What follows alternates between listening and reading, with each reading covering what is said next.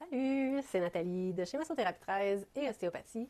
Je voulais vous montrer aujourd'hui un exercice pour étirer un peu toute la zone du cou avec le fascia du membre supérieur pour aider entre autres les douleurs au cou, les engourdissements qu'on peut parfois avoir dans les bras.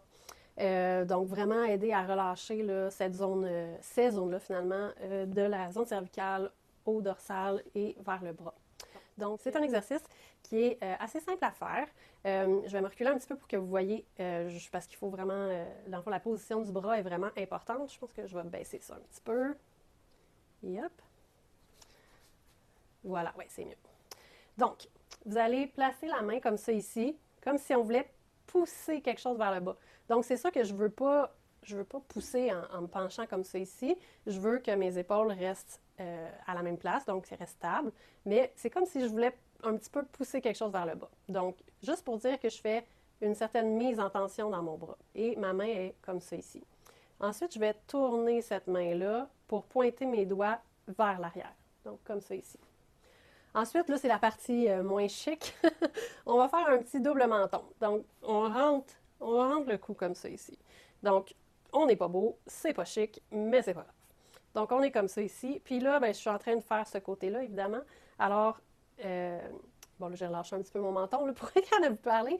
Mais après avoir fait le double menton, on va venir incliner la tête pour venir chercher un étirement de ce côté-là. Donc, j'y vais, double menton, et j'incline. Là, ce qui est le fun, c'est que des fois, quand on essaie d'étirer le cou, hein, on est comme ça, mettons, là, puis on dit, OK, j'ai mal au cou, je veux m'étirer le cou. Fait que là, on essaye de faire ça. On met une pression, on essaye dans différents sens. On a tout le temps l'impression que ça étire un peu, mais pas tant. À moins vraiment d'avoir une grosse restriction, un gros blocage comme dans un torticolis. C'est sûr qu'à ce moment-là, on n'a pas beaucoup de mobilité, puis juste de bouger un peu, ça fait mal, puis ça tire.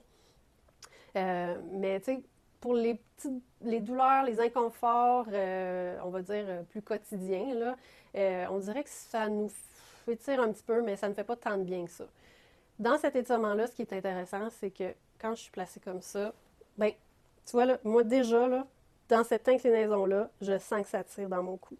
Puis là, bien évidemment, je peux y aller avec une inclinaison un peu plus comme ça. Je peux tourner un petit peu plus ma tête comme ça. Donc, j'y vais avec ce qui, moi, me fait du bien et où je sens que ça tire puis que ça m'occasionne un bien-être. Donc, c'est sûr que l'autre main ici peut quand même être utile là, pour mettre juste une toute petite pression. Hein, on n'appuie pas fort, on fait juste un petit peu laisser tomber la main sur la tête. Puis c'est important de ne pas perdre le double menton. Là, je l'avais perdu, puis je sentais moins l'étirement. Donc, on n'oublie pas notre double menton, puis on se laisse aller dans l'étirement. Donc, on prend quelques grandes respirations comme ça.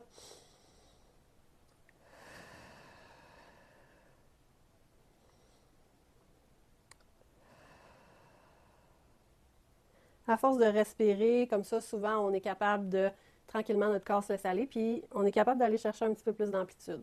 Évidemment, quand on sort de là, on se relève la tête tranquillement et toujours, on vient faire, même si on a moins de douleur de ce côté-là ou pas de douleur de ce côté-là, on fait la même chose de l'autre côté. De toute façon, vous allez tout de suite sentir la différence entre les deux côtés quand vous allez arrêter l'exercice, puis vous allez vouloir sentir le même relâchement de l'autre côté. Donc, c'est un exercice assez simple. Je vais juste me mettre de côté pour que vous voyez un peu mieux peut-être. Comme ça, on tourne la main comme ça, une petite mise en tension vers le bas, le double menton, et on penche la tête. Comme je dis, on peut jouer avec l'inclinaison pour aller chercher ce qui nous fait le plus de bien à nous. Parce que hein, les tensions cervicales peuvent vraiment différencier d'une personne à l'autre ou d'un moment à l'autre pour nous-mêmes. Une journée, ça peut être plus dans un sens, une autre journée plus dans l'autre sens. Le corps est toujours en évolution. On fait différentes choses dans nos journées qui peuvent faire que les tensions changent un petit peu de place. Fait qu'à ce moment-là, vous pouvez vraiment cibler la zone qui vous fait du bien à vous.